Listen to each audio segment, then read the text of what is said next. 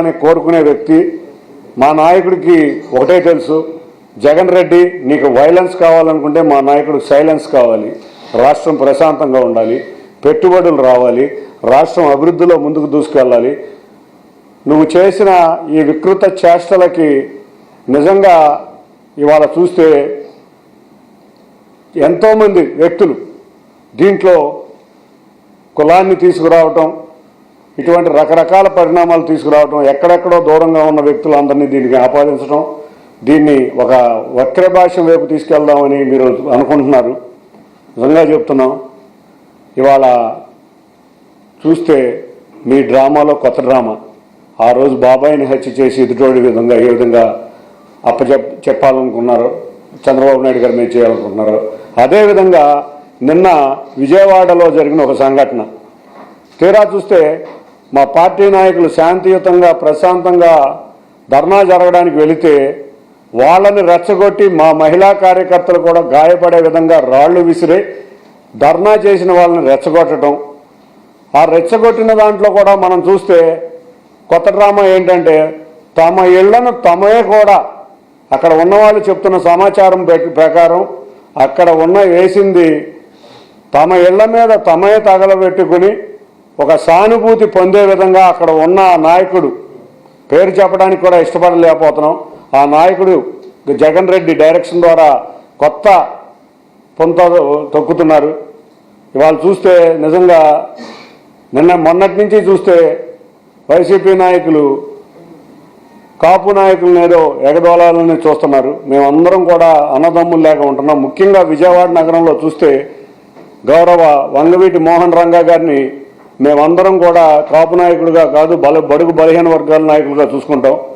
ఆ వ్యక్తిగా ఆయన చనిపోయిన సమయంలో ఎవరైతే హత్యా రాజకీయాలు రక్తశక్తమైన చరిత్ర కలిగిన విజయవాడ నాయకులు ఇవాళ చూస్తే ఎవరి చుట్టూ ఉన్నారో మనందరికీ తెలుసు. ఆ రోజు నీ తండ్రి రాజశేఖర్ రెడ్డి ఆ రోజు రంగా గారిని ఎదగనీయకుండా ఏ విధంగా చేశారో, ఇవాళ ఆయన చుట్టూ తిరిగి ఎవరైతే రంగా గారి హత్యలో ప్రధాన ముద్దాయిలుగా ఉన్నారో వాళ్ళందరూ కూడా ఇవాళ వైఎస్ఆర్సీపీలో ఒక ఆకు రౌడీల్లాగా, జిల్లా అధ్యక్షుల్లాగా ఇవాళ విజయవాడ నగరంలో తిరుగుతున్నారు.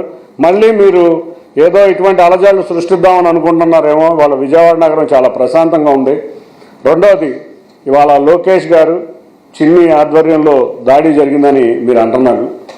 జోగి రమేష్లు, అంబటి రాంబాబులు ఇటువంటి వ్యక్తులను పట్టించుకునే స్థాయిలో మా నాయకుడు నారా లోకేష్ గారు ఎప్పుడూ లేరు, నేను కూడా లేను. మా నాయకుడు నారా లోకేష్ గారు ఎప్పటికప్పుడు దేశ విదేశాల్లో పరిశ్రమలు తీసుకురావడానికి తిరుగుతుంటే నేను విజయవాడ అభివృద్ధి కోసం పార్లమెంట్లో నిరంతరం కష్టపడుతున్నాం. నేను నిన్న కూడా పార్లమెంట్లోనే ఉండటం జరిగింది.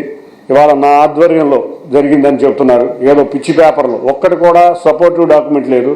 నేను ఇక్కడ ఉండంగా నా దాంట్లో అందరూ ఏదో వెళ్ళి ధర్నా చేసి ఏదో చేశారని అంటున్నారు. మీరు చూపించిన దాంట్లో నా పేరు మీద కానీ నాతో ఫోటోలు దిగిన వాళ్ళు మా కార్యకర్తలు, మా కార్యకర్తలు ధర్నా చేయడానికి వెళ్ళారు. దాన్ని నేను తప్పని అంటలా. అది ధర్నా చేసినప్పుడు నాతో ఫోటోలు ఉంటాయి, మా కార్యకర్తలు కాదని అంటలా. నారా లోకేష్ గారితో ఉంటాయి, చంద్రబాబు నాయుడు గారితో ఉంటాయి. మీరు చేసిన తప్పుల్ని ఇవాళ ఎత్తి చూపడానికి పోలీస్ కమిషనర్ గారికి కూడా శాంతియుతంగా వాళ్ళు మెమరాండం కూడా ఇచ్చారు. అసలు ఎవరు కూడా వాళ్ళు చూస్తే ఈ డ్రామా ఏంటంటే కల్తీ మనుషులు, నకిలీ మనుషులు, నకిలీ పార్టీ కూడా నకిలీ పార్టీయే. ఏ రోజు వైఎస్ఆర్ తెలుగుదేశం పుట్టుక నుంచి నికార్సుగా పుట్టిన 1982లో గౌరవ మాజీ ముఖ్యమంత్రి నందమూరి తారక రామారావు గారు చేతుల మీదుగా ప్రారంభమైన తెలుగుదేశానికి నకిలీ లేదు. కాంగ్రెస్ నుంచి నకిలీ పార్టీగా పుట్టిన పార్టీ నీ పార్టీ వైఎస్ఆర్సీపీ పార్టీ. నీ ఆధ్వర్యంలో జగన్ రెడ్డి ఎన్నో